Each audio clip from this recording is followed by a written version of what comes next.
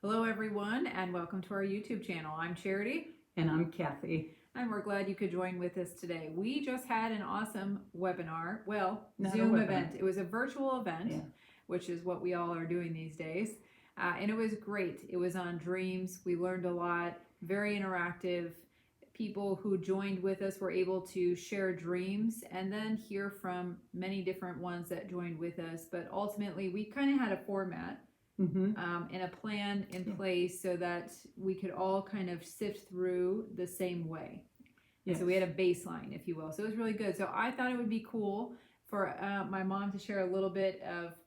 She wrote a book on dreams. If you go to Amazon, you can get that book, and I'll put the link below in the comment section. But yeah, why don't you share a little bit about today? Okay, so I think the scripture that I started with is in Proverbs 25. It's the glory of God to conceal a matter.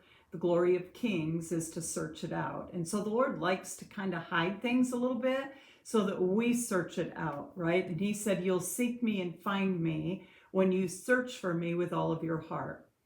We also can find in Joel and in Acts 2, where God says in the last days, I'll pour out of my spirit, right? And your sons will have visions, your sons and daughters will prophesy, your old men will have dreams, your young men will see visions.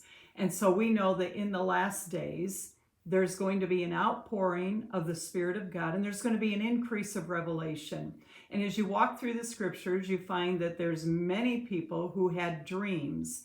And so we looked at today in our dream lab, just like 4 categories: calling dreams, warning dreams, correction or adjustment dreams, and false dreams. So we talked about those 4 mainly before we actually dove into hearing dreams that ones brought with them as they came to the dream lab.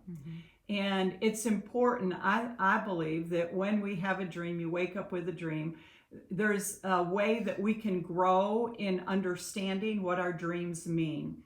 And so the first, I have like 5 points. The first one is you write down, where did the dream take place? Then the second point is, what was the main activity in the dream? What was going on? The third one is, who were the people in the dream? And then that brings you to 4 and 5. When you write down where the dream took place, what was happening in the dream, what was the main activity, and then who were the people, it brings you to 4 and 5, which is the wisdom of the dream and the hope of the dream. And I've interpreted a lot of dreams, probably into the thousands, and I've found that there's always wisdom that God brings to us through dreams. And so may that be a help to you. When you have a dream, begin to write it down. And as you write it down, you're going to see closer to the interpretation of what God is speaking to you. All right. And so those helpful hints or helpful little steps that we have was great today in us capturing some of the dreams and what it meant. If you're interested in being on our mailing list so that you can be aware of upcoming webinars and events, just go to ignitedministriesinternational@gmail.com and sign up, and we will put you on the list so that you can join with us next time. Until then, God bless you. We love you.